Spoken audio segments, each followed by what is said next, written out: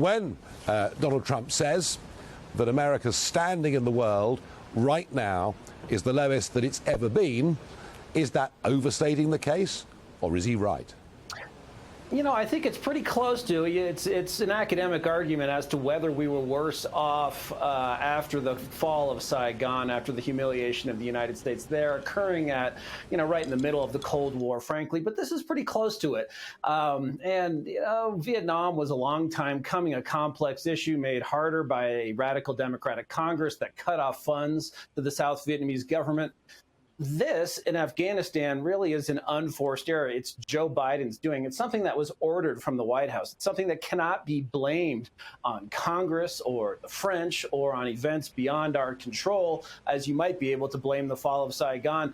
And if you look around the world, the Biden administration says America is back, and they tend to think that attending things is the equivalent of power. So showing up in Glasgow, showing up recently, our Secretary of State in Riga at the NATO conference, Biden even saying, well, we're here, we're attending things, as if that's a substitute for real power in the world. I don't think our adversaries buy it, and I don't think our friends buy it.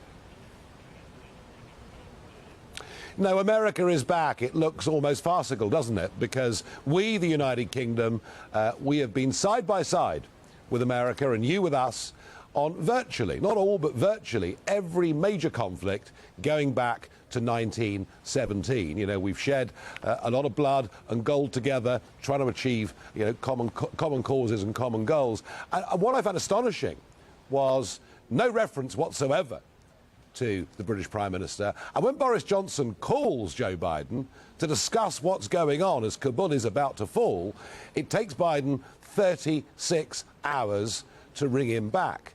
Is this an American president that is contemptuous of the military and indeed, importantly, intelligence relationship with the United Kingdom?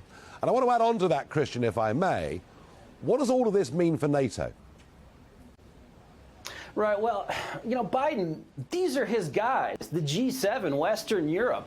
There's some of us in the United States, I would exclude Britain from this category, but saying we should give less attention to old Europe. They're less important. The EU is not going to do us any favors. And allies that are more important in this point of the 20th century, 21st century are, for example, the United Arab Emirates or Saudi Arabia or Taiwan and Japan. Those are the people that are more relevant to deterring China. But Biden doesn't agree with that. He thinks Western Europe is the most important, our traditional allies. And so for him to neglect Britain as he has done and to essentially consult with none of our key NATO allies in the withdrawal from Afghanistan, I think is a slap in the face and inconsistent with his own stated preferences. Where does it leave NATO? NATO, I think, is already obsolete and on life support. The Russians, I don't want to sound like an apologist, they didn't think NATO was going to come right up to their border when they agreed to the unification of Germany as the Eastern Bloc and then the Soviet Union collapsed. So NATO has taken on more and more obligations. But in so doing, actually has become seemingly less and less relevant. The idea that we would go and have World War III over Ukraine, I think, would be a surprise to most Americans. So you're left with an alliance that Donald Trump tried to help by trying to make it meet its own commitments on spending that is now essentially adrift. Biggest concern, Christian, I've got in the world is Taiwan. I said in the introduction that China's comments about Taiwan are increasingly bellicose.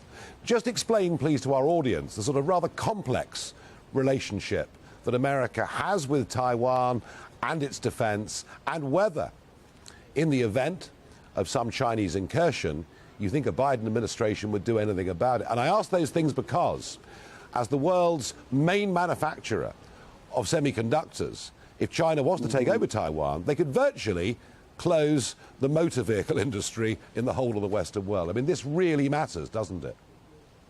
Yeah, close all of big tech too. Your phone may not be available, a replacement for your phone.